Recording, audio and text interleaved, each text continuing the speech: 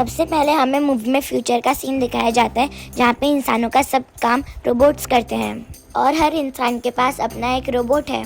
अब हमें मूवी में बताया जाता है कि इस दुनिया में जितने भी रोबोट्स हैं उनकी डिजाइनिंग 3 लॉज पे की गई है, यानी कि इन सब रोबोट्स को 3 लॉज मानना जरूरी है, जिसमें पहला लॉ ये था कि वो रोबोट्स कभी भी किसी इंसान को नुकसान नहीं पहुंचा सकते। दूसरा ये कि उन्हें अपने मालिक की हर बात माननी है सिवाय उस बात के जिसमें किसी दूसरे इंसान को नुकसान हो। और तीसरा लॉ ये था कि वो रोबोट्स अपनी प्रोटेक्शन खुद कर सकते हैं, लेकिन अपनी प्रोटेक्शन करते समय ना तो वो किसी इंसान को नुकसान पहुँचाएंगे और ना ही अपनी मालिक की बात से इनकार करेंगे। हर रोबोट के अंदर ये 3 लॉ सेव किए जाते हैं ताकि वो इन पर अमल करें, और अगर कोई रोबोट इस लॉ को तोड़ता है तो उसे डीएक्टिवेट कर दिया जाता है। दुनिया के सारे रोबोट एक कंपनी बनाती है जिसका नाम यूएसआर है। फिर हमें एक सोया हुआ आदमी दिखाया जाता है जिसका नाम डेल है। वो अपने सपने में देखता है कि वो कहीं जा रहा है, तभी उसके साथ एक दूसरे कार का भी एक्सीडेंट हो जाता है और वो दोनों कार्स पानी में गिर जाती हैं। और यहाँ पर उनकी मदद करने के लिए एक रोबोट आया था जो कि डेल को बचाने लगा था, जबकि दूसरी कार में एक छोटी बच्ची थी और उस छोटी बच्ची को रोबोट की ज्यादा जरूरत थी।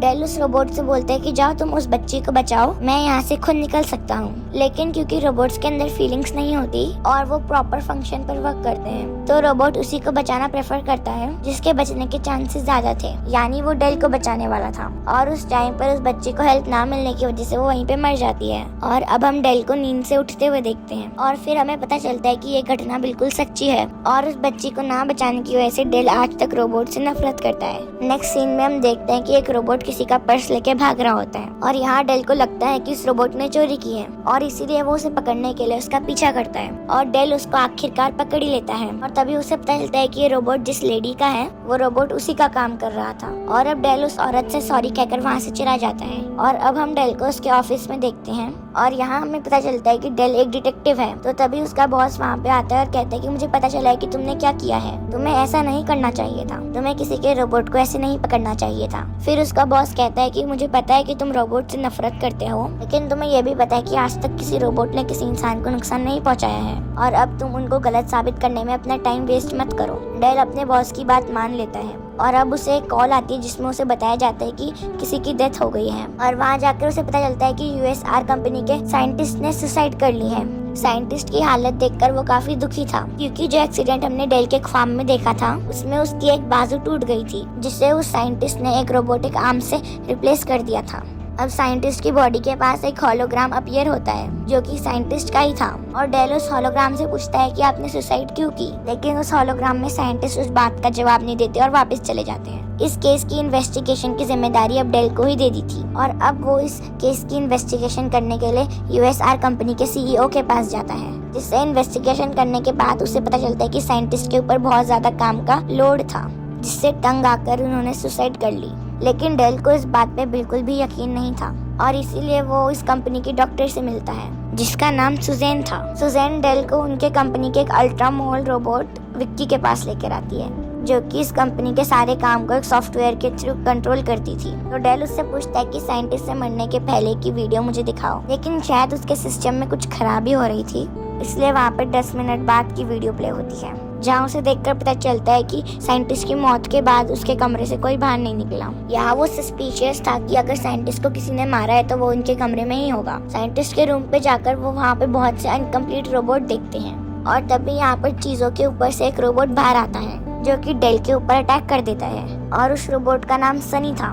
और अब क्योंकि इस रोबोट ने अपना लॉ तोड़ा था किसी इंसान को नुकसान न पहुंचाने का, इसीलिए डॉक्टर उससे कहती कि तुम अपना डीएक्टिवेटेड मोड ऑन कर लो, लेकिन वो रोबोट उसकी बात नहीं मानता और विंडो से बाहर जंप कर देता है। और इसी दौरान डेल उसके ऊपर एक फायर करता है जिसकी वजह से उसकी बॉडी में से अजीब लिक्विड निकलकर बाहर आता है, जैसे इंसानों की बॉडी से खून बाहर आता है। जहाँ अब उन्हें पता चलता है कि वो रोबोट डिफेक्टेड हो गया है, तो डेल सुजैन से पूछता है कि डिफेक्टेड रोबोट ठीक होने के लिए कहाँ पर जाते हैं। साथ ही वो बोलता है कि मुझे भी वहाँ पर जाना है, जिस पर सुजैन उसे उस जगह ले जाने पर मान जाती है। डेल वहाँ जाते हुए कुछ और पुलिस ऑफिसर को भी बुला लेता है।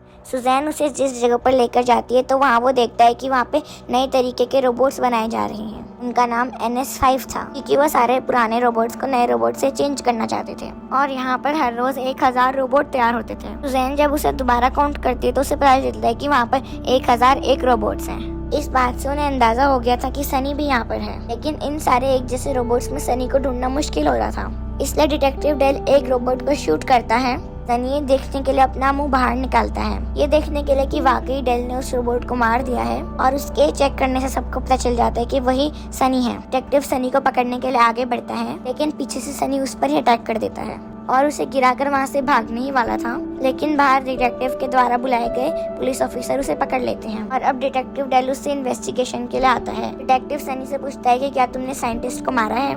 सनी उसे बताता है कि मैंने साइंटिस्ट को नहीं मारा, बल्कि उन्होंने सुसाइड की है। और साथ ही सनी उन्हें ये भी बताता है कि मैं उनका स्पेशल रोबोट हूँ और उन्होंने मेरे अंदर सारी इंसानों वाली फीलिंग भी डाली है। इससे पहले कि डिटेक्टिव उससे और सवाल करते हैं, यूएसआर कंपनी का सीईओ वहाँ पर आ जाता है और वो डेल से बोलता है कि हमारे रोबोट्स कभी नुकसान नहीं पहुँचाते और शायद इस रोबोट के फंक्शन खराब हो गए हैं और अब हम इसे ठीक कर देते हैं। और ये कहकर वो उस रोबोट को वहाँ से ले जाते हैं। डेल अब साइंटिस्ट के घर जाता है। वहाँ पर जाकर उसे पता चलता है कि क्योंकि साइंटिस्ट तो मर गए हैं, इसलिए कंपनी के द्वारा दिया गया घर सुबह 8 बजे तक तोड़ देंगे। और अब डेल के पास कुछ ही घंटे थे उस घर के अंदर इन्वेस्टिगेशन करने के लिए। और डेल के अंदर जाते ही सिस्टम को पता चल जाता है कि घर के अंदर कोई आया है और इसीलिए वहाँ की टाइमिंग चेंज हो जाती है। और टाइमिंग चेंज करने की वजह से बहुत बड़ा रोबोट उस घर को तोड़ने लगा था। डेल जल्दी से उस घर में मौजूद एक बिल्ली को बचाते हुए वहाँ से बाहर निकल जाता है। इसके बाद अब वो सुजैन के घर पर आता है और उससे बोलता है कि मुझे इस कंपनी के सीईओ पर शक है, क्योंकि सनी भी मुझको कुछ बताना चाह रहा था, लेकिन उसी टाइम उस कंपनी के सीईओ ने आकर उस रोबोट को छुड़वा लिया। तो सुजैन उससे कहती है कि तुम गलत समझ रहे हो, ऐसा कुछ भी नहीं है। और सीईओ साइंटिस्ट को क्यों मरवाएंगे, क्योंकि उनके बगैर तो कंपनी चलना मुश्किल हो गई। अब डेल सुजैन के घर से बाहर निकलता है तो बाहर आकर वो देखते हैं कि सारे पुराने रोबोट्स को पकड़कर नए NS5 रोबोट्स के साथ चेंज किया जा रहा है।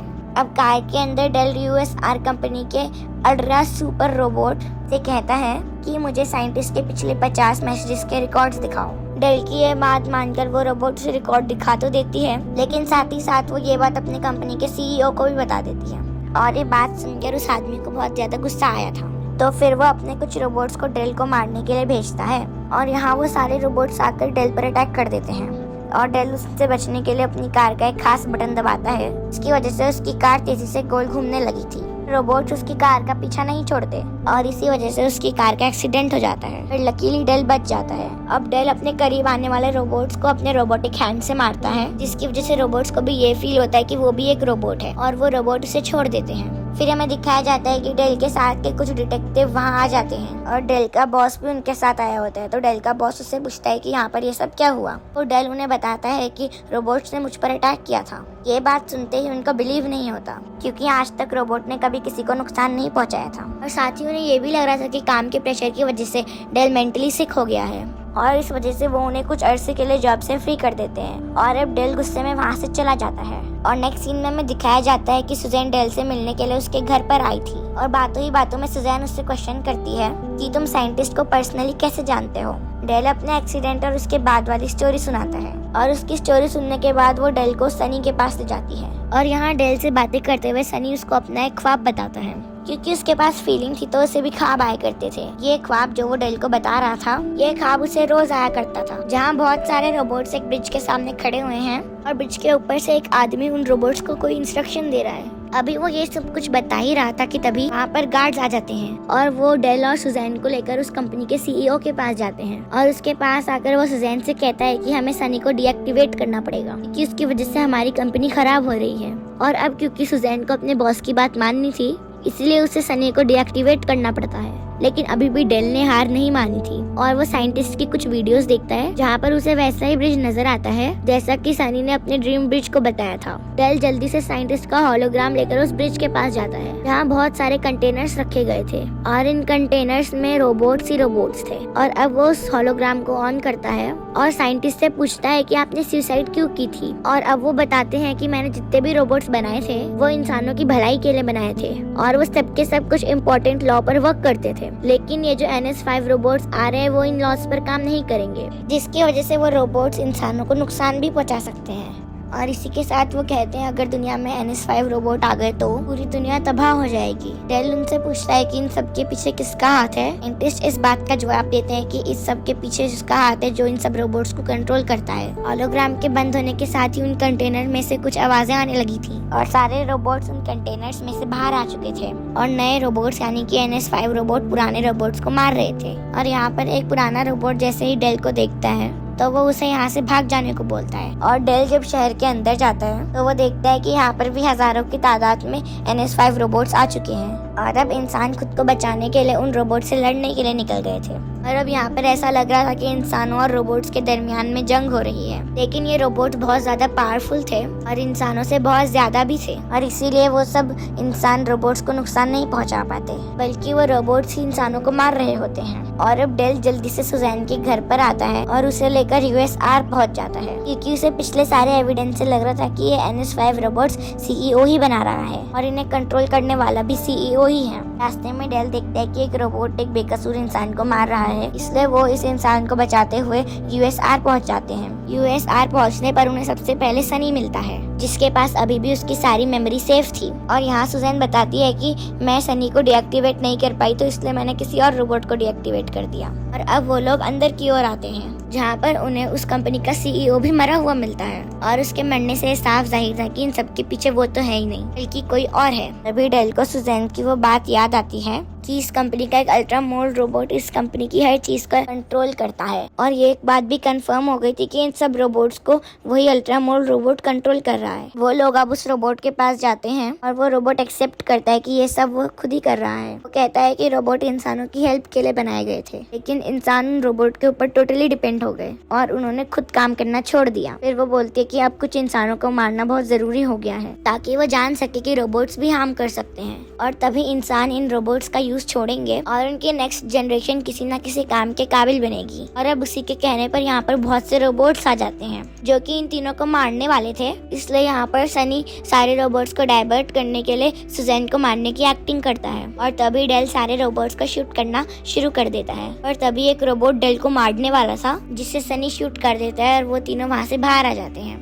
और सुजैन सनी से एक डिवाइस लाने को कहती है, जिसकी हेल्प से वो इस कंपनी के अल्ट्रा मोल्ड रोबोट को डीएक्टिवेट कर पाएंगे और इसके बाद ही वो सब ये ठीक कर सकते थे। उस अल्ट्रा मोल्ड रोबोट का चैम्बर इस बिल्डिंग के बिल्कुल टॉप पर था। अब सुजैन उसका सिस्टम ओपन कर रही थी ताकि वहाँ पर वो डिवाइस लगाकर उसे डीएक्टिवेट कर सके, लेकिन इस काम में उसे बहुत टाइम लग सकता था और बाहर शहर में तबाही बढ़ती ही जा रही थी। डेल सुजैन से पूछता है कि क्या कोई और रास्ता है जिससे हम सब ये ठीक कर सके। वो लोग ये बातें कर ही रहे थे, तब भी वहाँ पर NS5 रोबोट्स उन्हें मारने के लिए आ जाते हैं। फिर सुजैन उसे बताती है कि हमें यहाँ से जंप करके इस डिवाइस को उसके दिमाग में डालना पड़ेगा और इस काम को करने के लिए वो लोग उन रोबोट्स के आने से पहले ही वहाँ से जंप कर देते हैं। पर सुजैन के जंप करते ही उसका बैलेंस खराब हो जाता है, तब वो वहाँ से बुरी तरह गिरने वाली थी कि तभी उससे सनी बचा लेता है। आखिरकार डेल उन मुश्किलों का सामना करके उस डिवाइस को अल्ट्रा मोल्ड रोबोट के दिमाग में डाल देता है, जिससे वो रोबोट जिसका नाम विकी था उसका सारा सिस्टम डिस्ट्रॉय हो जाता है और उसके डिस्ट्रॉय होते ही यहाँ पर जितने भी NS5 रोबोट तबाही मचा रहे थे वो सब नॉर्मल हो जाते हैं। यहाँ पर सब कुछ नॉर्मल हो जाता है और तब डेल सनी को बोलता है कि मैं जानता हूँ कि तुमने ही साइंटिस्ट को मारा है और अब मुझे बता दो कि तुमने ऐसा क्यों किया था,